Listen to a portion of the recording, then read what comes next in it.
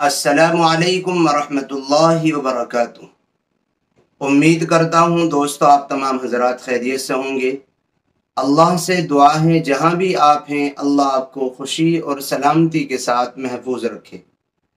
दोस्तों आज आप हजरात की खिदमत में मैं एक ज़रूरत का टॉपिक और एक अहम उन्वान और उसके ऊपर चंद गुजारिशात लेकर के आपकी खिदमत में हाजिर हुआ हूँ।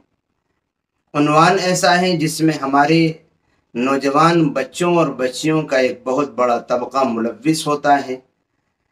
वो उन्वान है, क्या अपनी पसंद से इस्लाम में शादी करना जायज़ है या नहीं। कोई लड़का या लड़की अगर अपनी पसंद का रिश्ता तलाश करके और अपनी पसंद से कहीं निकाह करे तो इस सिलसिले में क्या ख्याल है शरीयत मुतहरा का और क्या रहनुमाई है जनाब मुहम्मदुर रसूलुल्लाह सल्लल्लाहु अलैहि वसल्लम की। याद रखना चाहिए शादी और निकाह अल्लाह की एक बहुत बड़ी नेमत और इनाम है।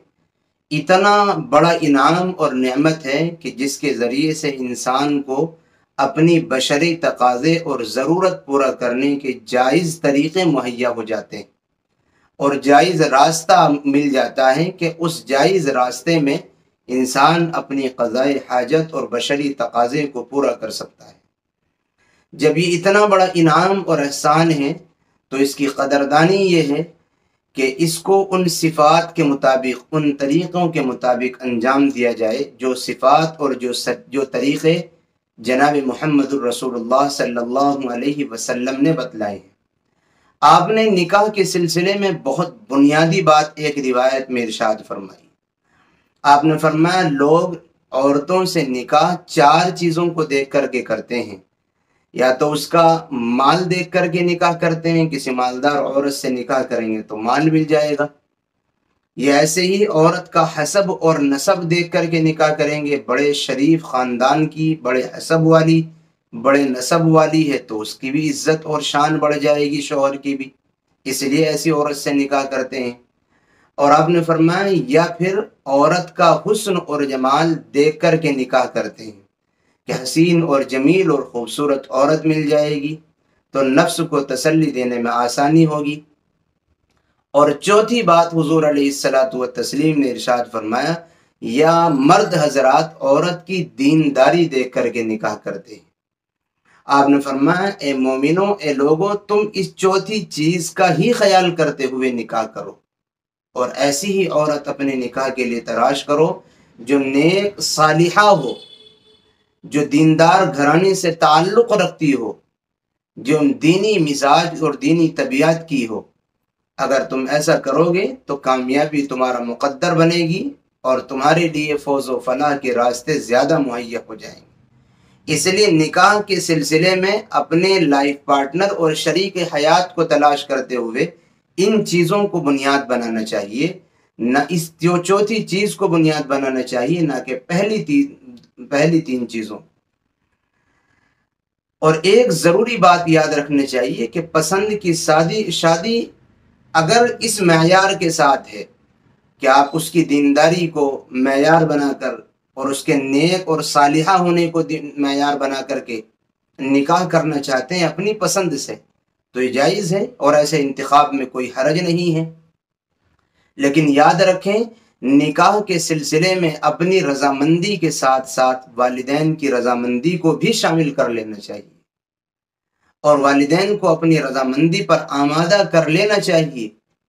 अगर वालिदैन आमादा ना हों और वो आपके हक में इस रिश्ते को मुनासिब ना समझते हों तो फिर आपको भी अपनी रजामंदी वालिदैन की रजामंदी के पीछे कर देना चाहिए। अपनी रजामंदी और अपनी पसंद और अपनी चॉइस पर अड़ना ना चाहिए। यकीनन निकाह तो हो जाएगा अगर वालिदैन नाराज हों, तब भी आप बालिग अगर हैं और आप अपनी पसंद से अपनी चॉइस से निकाह कर रहे हैं, वालिदैन राजी नहीं है, निकाह तो तब भी हो जाएगा। लेकिन एक जॉइंट फैमिली और घराने की जो मोहब्बत और वालिदैन की रजामंदी की जो बरक़ात आपको मिलती, उन बरक़ात से आप महरूम हो जाएंगे। यहाँ मैं एक बात उन वालिदैन से भी कहना चाहूँगा जो अपने बच्चों की रियायत नहीं करते और उनकी पसंद का ख्याल नहीं करते। याद रखें, ना तो बच्चे अपनी पसंद पर अड़े بلکہ ان کو والدین کی رضامندی کی فکر کرنی چاہیے، اور نہ ہی اولاد اپنی پسند کے لیے اڑیں، نہ ہی ماں باپ اپنی پسند کے لیے اڑیں، بلکہ ان کو اپنے بچوں کی پسند کا خیال کرنا چاہیے۔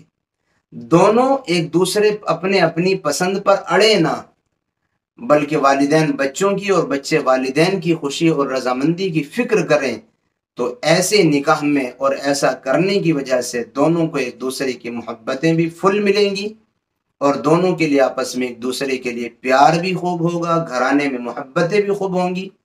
یقیناً اگر بغیر والدین کی رضامندی سے آپ نکاح کر لیں گے تو نکاح ہو جائے گا، کوئی حرج نہیں ہے، لیکن یاد رکھیں والدین کا پیار، والدین کی محبت، والدین کی الفت، والدین کی شفقتیں، والدین کی دعائیں، والدین کی برکتیں، ان تمام چیزوں سے آپ خالص اپنی پسند سے بغیر والدین کو ایگری کیے ہوئے نکاح کرنے کی وجہ سے آپ ان تمام چیزوں سے محروم ہو جائیں۔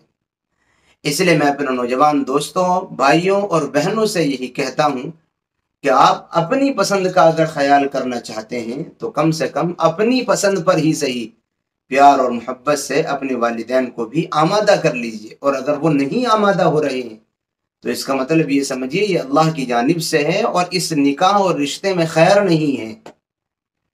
اس لیے بات کو صحیح طریقے پر سمجھ لینا چاہیے۔ اللہ ہم سب کو عمل کی توفیق نصیب فرمائے، آمین۔